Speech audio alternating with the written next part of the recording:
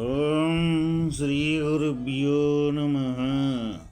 శ్రీ భాగవత కృష్ణదేశికేంద్రుల వారి శుద్ధ నిర్గుణ తత్వ కందార్థములు. ఇప్పటిదాకా సుజనుల లక్షణములను తెలియజేసి ఇప్పుడు కుజన లక్షణమును తెలియజేయుచున్నారు. నాయన శిష్య, కుచితమతియగు పురుషుని చెచ్చెర విన్నమనుచు చదువశిష్టుల వలె తాముచ్చటపాటుగా వినడివి కుచ్చుల కొల్లాయి కుక్క కొనాకెందుకురా పిడుదుకు దగ్ధ పానమెందుకురా హెచ్చైన ముత్యాలు పచాల పతకము హెచ్చైన ముత్యాలు పచాల పతకము గృచి పేరుగా చేసి తెచ్చి వేసితే కోతి కొన్నాకెందుకురా పిడుదుకు దుగ్ధ పానమెందుకురా.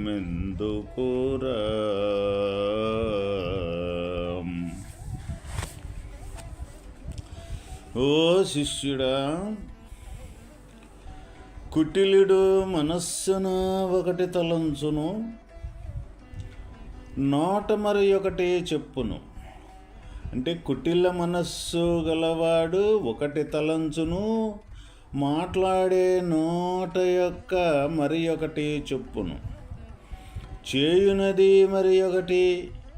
అటువంటి నికృష్ట బుద్ధి కలిగినటువంటి పురుషునికి ఈ గ్రంథమును వినుమని అతని ముందు చదివినచో అతడు శిష్టువలే విని ఆనందింపకపోగా దీనిని నవహేళన చేయను. వారికి బోధనేది పనికిరాదు. అది ఎట్లనగా, కుక్క పిల్ల నెత్తి మీద కుచ్చుల టోపీ పెట్టినచో దానిని కాలిదోలాగి చింపివేయును. గోవు పాలు పొదుగులోనున్న పిడుదు పొదుగులోని రక్తమును పీల్చి త్రాగును, కానీ పాలను త్రాగదు. మంతి ముత్యములను దండగా గృచ్చి పొదగిన పచ్చల పథకము కోతిమెడలో వేసిన అది కొరికి పారవేయను. ఈ విధముగానే ఈ బోధ సర్వమతరాహిత్య అచల బోధ, చుక్కలలో చంద్రుని వంటిది.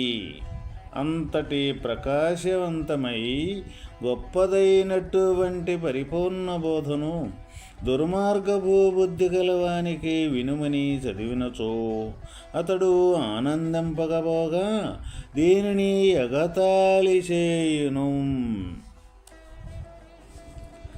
కుటిల మనస్సు గలవాడు తలచేది ఒకటి, మాట్లాడేది ఒకటి.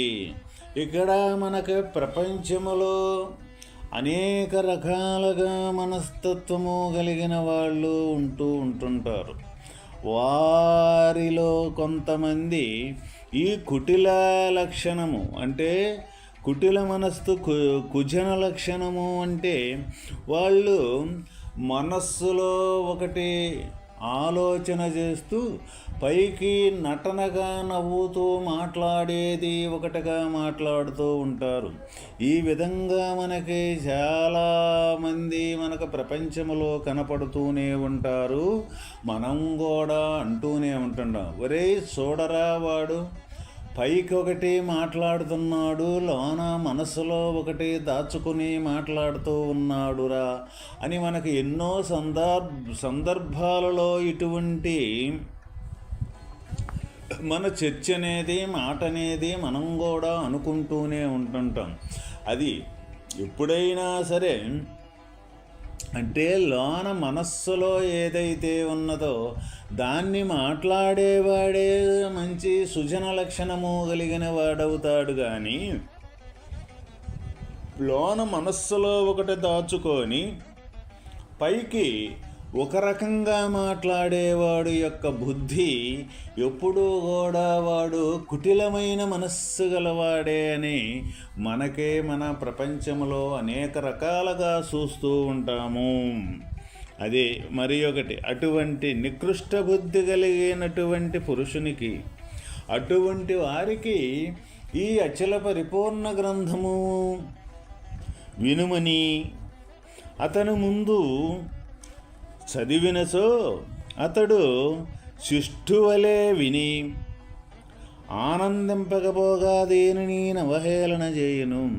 అటువంటి కుటిల మనస్సు గలవాడు ఈ అచల పరిపూర్ణ గ్రంథమును మనం గానే వినుమని, ఈ గ్రంథము యొక్క విధానము, పరిపూర్ణము యొక్క స్థితి, ఈ గ్రంథములో ఉన్న ఏ శుద్ధ నిర్గుణ తత్వ కందార్థ దరువులైతే ఉన్నాయో ఇవి మన ఈ జనన మరణ రహితమైన స్థితిని మనకి పొందించేదానికి, అటువంటి స్థితిని పొందేదానికి ఈ గ్రంథం అనేది ఉపయోగపడుద్ది, దోహదపడుద్ది అని మనం ఒకవేళ అటువంటి కుటిల మనస్సు గలవాడి దగ్గర కానీ ఈ గ్రంథమును కానీ మనము చదివినట్లయితే వాడు విన్నట్టే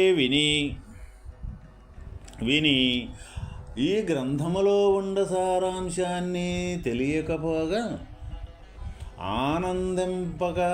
ఆనందించకపోగా దీనిని నవహేళన చేస్తూ ఉంటాడనమాట.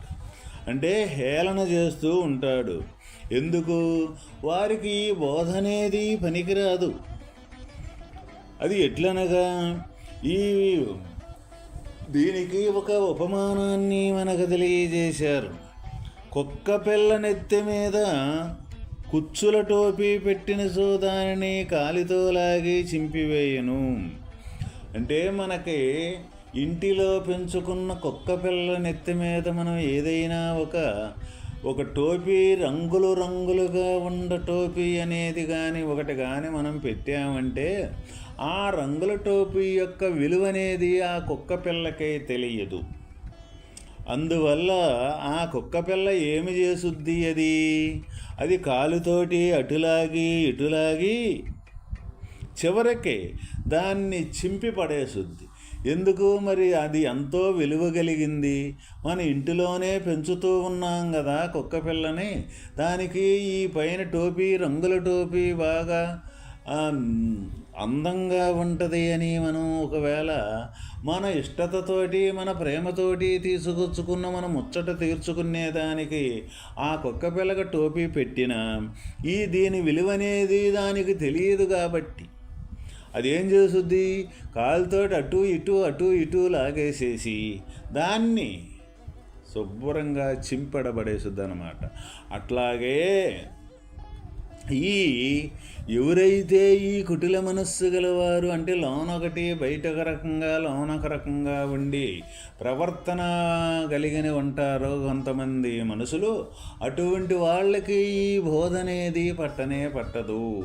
ఈ అచల పరిపూర్ణ బోధ అనేది ఏమిటిది? ఏ విధంగా నిర్ధారణ చేస్తుంది అంటే చివరికి నీవనేవాడివి ఎక్కడి నుంచి వచ్చావు, ఈ శరీరములో ఈ నేను అనే యొక్క స్వరూపము ఏమిటిది, ఈ శరీరము ఏ విధంగా తయారయ్యింది, ఈ శరీరము ఏ విధంగా తయారయ్యిందో అన్ని శరీరాలు కూడా అదే విధంగా తయారైనవి. ఈ శరీరములో ఈ జీవుడనే చేతనా స్వరూపమైన జీవుడు ఏ విధంగా ఉండి శరీరాన్ని నడుపుతూ ఉన్నాడో అన్ని శరీరాలలో కూడా అదే విధంగా నడుపుతూ ఉన్నాడు. అట్లా ఈ అచలబోధ, ఈ జనన మరణ రహిత స్థితిని పొందించే ఈ పరిపూర్ణ బోధ యొక్క విధానము ఎక్కడ కూడా వ్యతిరేకత అనేది, రెండవది అనేది, నేను ప్రత్యేకత అనేది, ఇంకొకటి తక్కువ అనేది ఇటువంటి వేరు భావన అనేది ఎక్కడ కూడా చూపించకుండా ఎటు చూసినా సరే అది వస్తురూపకములో చూసినా అది సమత్వాన్ని చూపించుకుంటూ ఆ విధంగా వస్తువుకి ఆధారమైన చేతనారూపకములో చూసిన సమత్వాన్ని చూపుకుంటూ చివరికి ఎక్కడి నుంచి అయితే ఈ కదలికలనేది జరుగుతూ ఉన్నాయో ఏ కదలికలు అంటూ లేకుండా ఉండే యొక్క అచల తత్వం ఏ తత్వం అయితే ఉన్నదో ఆ తత్వం కాడికి చేర్చే యొక్క విధానమే ఈ గ్రంథములో ఉండ శుద్ధ నిర్గుణ తత్వ కందార్థ దరువులు. కాబట్టి మరి ఎందుకు వాడికి పట్టదో, ఇది మరి వాడి విషయమే కదా అని మనం అనుకున్నప్పటికీ వాడికి ఈ విషయం పట్టదు. వాడి మక్కువ దేని మీద ఉంది? వాడు లోన ఒక రకంగా పైన ఒక రకంగా ఉండే యొక్క బుద్ధి వాడి దగ్గర నిండి నిబిడీకృతమై ఉన్నదన్నమాట. అటువంటి చంచల బుద్ధి వాడి దగ్గర ఉంది. అందువల్ల ఎవరికి ఎటువంటి మనస్సు కలిగి ఎటువంటి మనస్సు స్వాభావికము, ఏ భావనతో కూడుకున్న స్వాభావికము అంటే లోన ఒక రకంగా ఆలోచన చేసి పైకి ఒక రకంగా మాట్లాడే యొక్క అలవాటు అనేది వాళ్ళు చేసుకొని ఉంటారు. కాబట్టి అదే పద్ధతితోటి అటువంటి వంకర బుద్ధితోటే ప్రతి ఒక్కదాన్ని చూడటం అనేది జరుగుద్ది. అందువల్ల వాడికి ఈ ఉన్నది ఒకటి తప్ప రెండవది లేదు అని ప్రబోధించే ఈ బోధ ఏదైతే ఉన్నదో అది వాడికి పట్టనే పట్టదు. ఇంకా దీంట్లో ఇంకా కొన్ని ఉపమానాలను మనకు తెలియజేయుచున్నారు. గోవు పొదుగులోనున్న పిడుదు పొదుగులోని రక్తమును పీల్చి త్రాగును, కానీ పాలను త్రాగదు. గోవు పొదుగులో ఒక దాన్ని మనం ఇక్కడ ఏమంటాము అంటే గోమారి అంటాం అన్నమాట. అది ఏవి పొదుగులోనే ఉంటుంది, అంటే పాల దగ్గరే ఉంటుంది. కానీ అది ఆ పాలు మట్టికి ఎటువంటి పరిస్థితుల్లో కూడా తాగదు. కానీ అది ఏం చేస్తుంది? ఆ పొదుగులో ఉన్న రక్తాన్ని తాగటమే దానికి తెలుసు. ఎందుకు? అది దాని యొక్క అలవాటది, దాని యొక్క లక్షణమే అది. అందువల్ల ఈ కుచ్చితమైన బుద్ధి కలిగిన వాడి బుద్ధిని అనుసరించేవాడి ప్రయాణం అనేది జరుగుద్ది. కానీ వేరే అది ఎంత మంచిదైనప్పటికీ, ఎంత ఉన్నతమైనదే అయినప్పటికీ కూడా అందులో ఉన్న ఉన్నతమైన స్థితిని వాడు గ్రహించేదానికి ఆస్కారమే లేదు.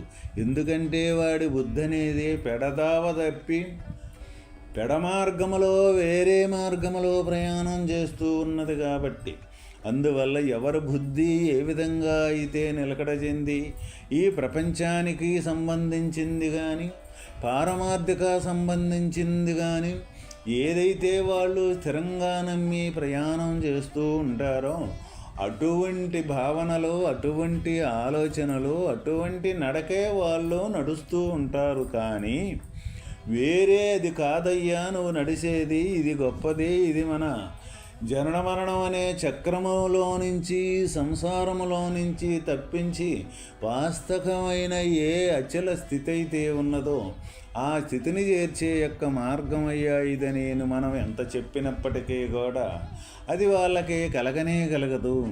ఎందుకు కలగదంటే వాళ్ళ స్వాభావికం అనేది వేరుగా ఉందన్నమాట. అట్లానే ఆ వేరుగా ఉండ స్వాభావికం ఎవరి మనస్తత్వం వాళ్ళకే ఈ విధంగా పలు రకాలుగా అనేక రకాలుగా ఎవరి మనస్తత్వం వాళ్ళదే ప్రయాణం చేస్తూ ఉంటుంది. అందువల్లే లోకో భిన్న రుచి అంటే లోకం ఎవరికి తోచిన విధంగా వాళ్ళు ఆలోచన చేస్తూ ఉంటారు, ఎవరికి తోచిన విధంగా వాళ్ళు నడుస్తూ ఉంటారు. వాళ్ళు నడిచేది కాక మేము నడిచేదే మంచిది, మేము నడిచేదే నిజము అనుకోనే భావాన్ని దృఢపరుచుకొని అహంకారముతోటి మునిగిపోయి ఈ జీవితమే నిజము శాశ్వతము అని ఆ తీరిగా దృఢపడి ఆ విధంగా నడుస్తూ ఉంటారన్నమాట. అందువల్ల వాళ్ళకి తటస్థంగా ఒక్కసారిగా వచ్చి అది ఎంత నిజం కాదు, అది అబద్ధమని మనం చెప్పినప్పటికీ కూడా వాళ్ళ మనస్సుకి మట్టికి అది కొంచెమైనా కూడా జొరపడదు. ఏ విధంగాను అంటే పొదుగులో ఉన్న ఏదైతే ఉన్నదో అది ఆ పొదుగులో ఉండే రక్తాన్నే తాగుద్దు, కానీ అది పాలనే తాగనట్టుగా. అంటే పాలంటే మంచివి కదా, మరి అది రక్తాన్నే తాగుద్ది, దాని అలవాటు ప్రకారం అది. అదేవిధంగా ఈ కుచ్చితమైన బుద్ధి కలిగిన వాడు ఈ విధంగా ప్రయాణం చేస్తూ ఉంటాడు. ఇంకా ఇంకొక పోలికను మనకి ఇక్కడ చేయించారన్నమాట. ఏంటిది అదంటే, మంచి ముత్యములను దండగా గుచ్చి పొదిగిన పచ్చల పథకము కోతిమెడలో వేసినా అది కొరికి పారవేయను. ఆ విధముగానే ఈ బోధ సర్వమతరాహిత్య అచల బోధ చొక్కలలో చంద్రుని వంటిది. ఎంతటి ప్రకాశవంతమై గొప్పదైనటువంటి పరిపూర్ణ బోధను దుర్మార్గపు బుద్ధి గలవానికి వినమని చదివినచో అతడు ఆనందింపకపోగా దేనిని ఎగతాళి చేయును. ఇక్కడ సర్వమతరాహిత్య అచల బోధ అంటే ఎటువంటి మతము కానీ ఈ యొక్క ప్రత్యేకత, ఈ మతము, ఈ పద్ధతి అని ఎక్కడా కూడా ఈ గ్రంథములో మనం నిర్ధారించటం అనేది జరగదు.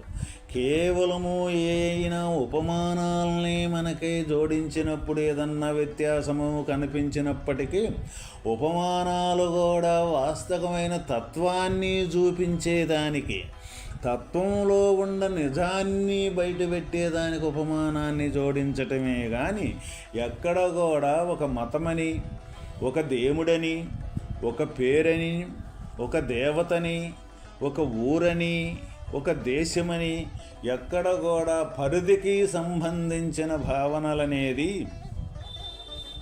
ఈ గ్రంథములనేది రానే రాదు. ఏ మతాన్ని గురించి కూడా వివరించటం అనేది జరగదు.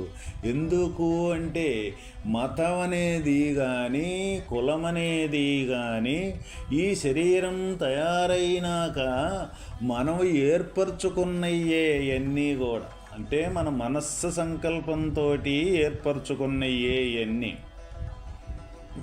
వాస్తవకంగా మన సంకల్పంతో ఏర్పరచుకున్న మత కులాలు ఏవైతే ఉన్నాయో, ఇక్కడ కులాలకే అతీతంగా, మతానికి అతీతంగా ఏ మనస్సుతోటి ఏర్పరచుకున్నదున్నదో ఆ మనస్సుకు కూడా అతీతంగా ఉండే ఏ జ్ఞానస్థితి అయితే ఉందో, జ్ఞానస్వరూపం అయితే ఉందో ఆ స్వరూపాన్ని ముందు తెలియపరిచి ఆ స్వరూపంగా మారిన తర్వాత ఆ స్వరూపానికి, జ్ఞానానికి కూడా ఆధారమైన యొక్క స్థితి ఏంటిది అని నిజ నిర్ధారణ చేసి చూపించగలిగి నిలబెట్టగలిగే యొక్క విద్య ఇక్కడ అచల పరిపూర్ణతత్వము అంటే. అందువల్ల దీనికి ఏ మతాలు, ఏ కులాలు, ఏ ఊరు, ఏ దేశము, ఏ పేరు అనేది లేనే లేదు. ఈ మొత్తం కూడా నామారూపక్రియలనే కింద కొట్టవతల పడేసుద్ది అన్నమాట. నామం కానీ, రూపకం కానీ, క్రియ కానీ ఇవన్నీ కూడా ఈ నామరూప క్రియలనే కాడకొచ్చేదలకై అనేక రకాలైన నామరూప క్రియలనేది మనకు కనపడుతూ ఉంటాయి. ఈ విధంగా ఈ ప్రత్యేకతను మొత్తాన్ని కొట్టేసి చివరికి ఉన్నది ఏ సృష్టికి మూలమైన యొక్క అచల పరిపూర్ణతత్వం అయితే ఉన్నదో ఆ తత్వాన్నే నిరూపణ చేసి చూపించేది. కాబట్టి ఇటువంటి కుతంత్రం కలిగిన కుజన లక్షణం కలిగిన వాడికి ఈ విద్య అనేది, ఈ శుద్ధ నిర్గుణ తత్వకందార్థాలనేది పట్టనే పట్టదు అని మనకు తెలియజేయటం జరిగింది. ఓం తత్సత్.